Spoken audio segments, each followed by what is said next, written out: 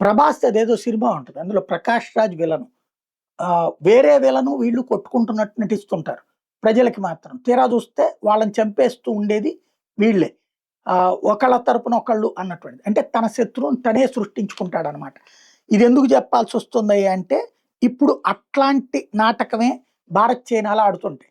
China వాడు America America, చైనాలు ఆడుతుంటాయి. America మాటని China నటిస్తుంటది. China మాటని అమెరికా నటిస్తుంటది.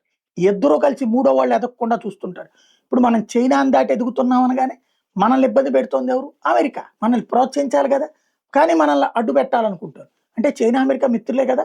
అట్లాగే అమెరికా దెబ్బతినే విధంగా ఆర్థికంగా ఎదగడానికి మనం ప్రిపేర్ అయినప్పుడు మనకి అడ్డుపడుతోంది ఎవరు? చైనా. అంటే పేరుకి అమెరికా, చైనా శత్రువులు. కానీ ఇద్దరు మంచి మిత్రులే. చైనాలో అమెరికన్ భావజాలం ఉంది కాబట్టినే అక్కడ పెట్టుబడిదారీ వ్యవస్థను ఆహ్వానిస్తున్నారు. అమెరికన్ పారిశ్రామికవేత్తలు అక్కడ పెట్టుబడి పెట్టి చీఫ్ లేబర్‌ని వాడుకుంటున్నారు. అదే సమయంలో చైనాలో తయారు చేసిన ఉత్పత్తుల్ని తక్కువ రేటుకి అమెరికాలోనే అమ్ముకుంటున్నారు. మరొక వైపున చైనాని ద్వేషిస్తున్నట్టు నటిస్తూ చైనా వాళ్ళ సామాన్లన్నీ అమెరికాలో అమ్ముకుంటారు. అమెరికా వాళ్ళతో కలిసి సాగుతా ఉంటది. పైకి శత్రువులు వీళ్ళిద్దరూ. ఇదొక నటన. అయితే అమెరికాతో ఓ పక్కన వాడుకుంటూ చైనా భారత్‌ని అడ్డుకోవాలన్న అమెరికన్ కుట్రలకి సహకరిస్తూ తన లబ్ధి అది పొందుతుంటుంది.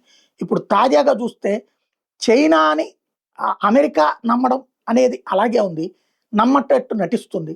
కానీ అమెరికాని మాత్రం చైనా నమ్మదు. అమెరికా వాళ్ళు మొన్న ట్రంప్ అక్కడికి వెళ్ళినప్పుడు వచ్చేటప్పుడు ఆళ్ళు ఇచ్చిన గిఫ్టులు కూడా అక్కడ చెత్తకుండీలో పడేసొచ్చారు.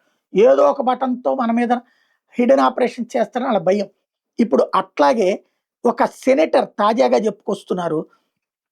భారత్, చైనాల మధ్య ఉన్న వ్యత్యాసం మీదన ఒక సెనేటర్ చేసిన వ్యాఖ్యలు. నేను చైనాకెళ్ళినప్పుడు నా ఫోన్ నాతో రాదు. బీజింగ్‌కి రాదు. అది వాషింగ్టన్‌లో ఉండిపోతుంది. కానీ నేను భారత్‌కి వెళ్ళినప్పుడు ఈ ఫోన్ నాతో పాటొస్తుంది. అత్యంత విశ్వసనీయమైన మిత్ర దేశం మాకు భారత్. స్నేహితుడికి ఇది ఒక ఉదాహరణ. చైనా విషయంలో నేను అట్లా చేయలేనని చెప్తున్నారు. కానీ ఆచరణలో తేడా వస్తుంది.